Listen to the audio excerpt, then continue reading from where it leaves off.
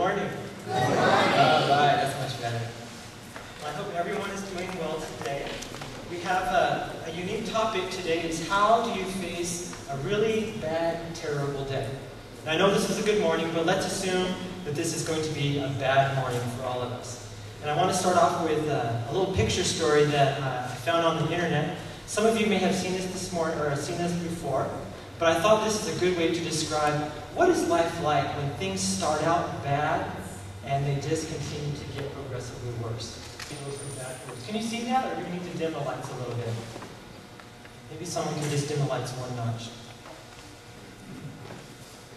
Well, this is a picture story of a car that had run up and emptied itself into the harbor.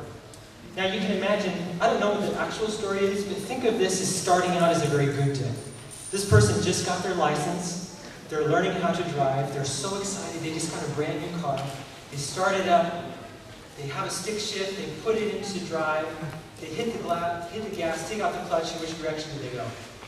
Backwards, right into the harbor. Good day, now it's bad. So they call in a tow truck, the guy is successfully rescued, they call in a crane, they pull the car out. So the car gets pulled out, but then the crane operator starts to have a bad day. So what happens to him? Oh, the crane goes into the harbor too. So, in this case, what would you do? If you are the car and the crane operator, what would you do? You call and get a bigger crane, right? So now you've got to pull them both out. So that's what they do. So they get a bigger crane, and here's where a bad day gets worse. Now that's what I call a bad day. Some of you might be able to relate.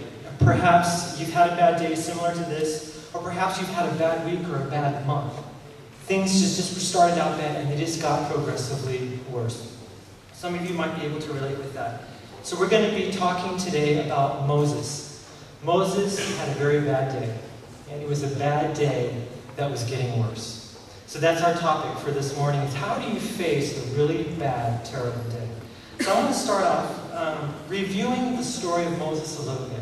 Many of us are familiar, but I want to paint a picture that kind of gives us an understanding of where did Moses come from and what kind of situation is he facing in Exodus chapter 5.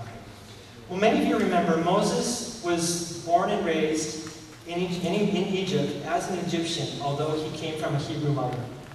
And he was born and raised there for 40 years. After 40 years, he killed an Egyptian. It was discovered, and so he fled Egypt and he went into the land of, I believe it was Midian. And he worked there as a shepherd for the remaining 40 years. So Moses is now 80 years old.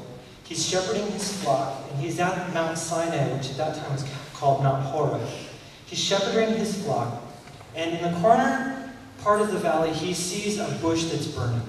It catches his attention, so he walks over to the bush to see what's happening. From the bush, God speaks and says, Moses, don't come any further. Stop. You're on holy ground. Take off your sandals, and I have a message for you.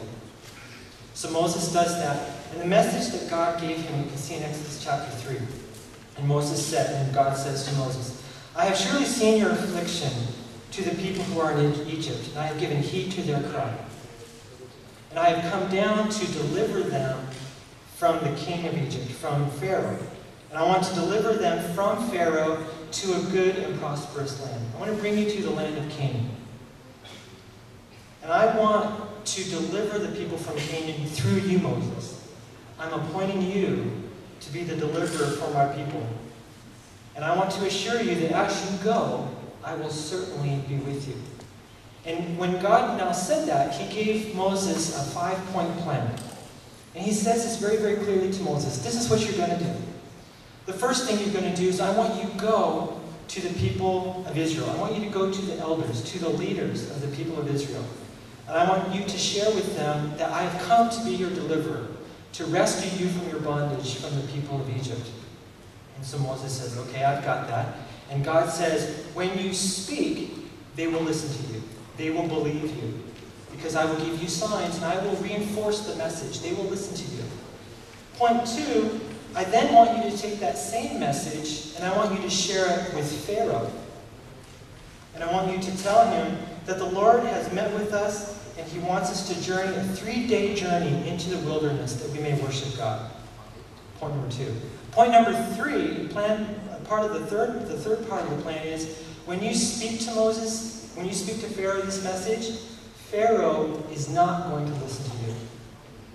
The Israelites will listen to you. Pharaoh will not listen to you. In fact, it won't happen until he is compelled that he is going to listen to you. And then it will happen to be point 4 of the plan. I will stretch out my hand and I will perform many miracles among them, including the death of Pharaoh's firstborn son. Point number 5. I will then deliver the people and I will plunder the Egyptians. You will find favor in the hand of the Egyptians, and you will plunder them and you will be delivered from the land of Egypt. And you will be prepared to go to the land of Canaan. So it's a 5-point plan. And God is very clear about this. But how does Moses respond to the 5-point plan? He responds with insecurity. He responds with a feeling of doubt. Well, what if they don't listen to me? What if they don't believe me? He said, okay, Moses, let me support the message here. I'm going to give you 3 signs that will validate that this 5-point plan is going to work. He put a staff in Moses' hand, and he told the staff to turn to a snake. He then took Moses' hand, put it in his garment. His hand came out leprous, with the leprosy. Put it back into his garment. It came out clean. And then the third one was he took water from the Nile, took water, and he would put it on the ground, and it would turn to blood. And Moses said, okay, I believe you that this 5-point plan is going to work. I don't, however, believe you that I'm the right person to deliver this 5-point plan. I can't talk right. My mouth is very slow. I just can't communicate well enough. It's not me. You've got the wrong person. God at this point is getting a little bit impatient. Actually, the Bible says God was angry with Moses. So then he brings in Moses' brother Aaron to be the spokesman for Moses. He says, through both of you, I will execute this 5-point plan. So that gives a little bit of background. So what did Moses actually do? What was the result of this 5-point plan? Moses indeed did go to the land of Israel, and he shared this plan with the elders. And we're looking now in chapter 4 of Exodus. It says, Moses and Aaron then went and assembled before all the elders, and Moses spoke the words which the Lord had said to Moses. He then performed the signs in front of the people, and the people believed. Point number 1 of the plan. The people would listen to your message, and they would believe. It's check mark. You did that. Okay, you did a good job. Lord, thank you. They listened to me. Now we're moving on. Point number 2. We're going to go to Pharaoh, and we're going to share the same message for deliverance.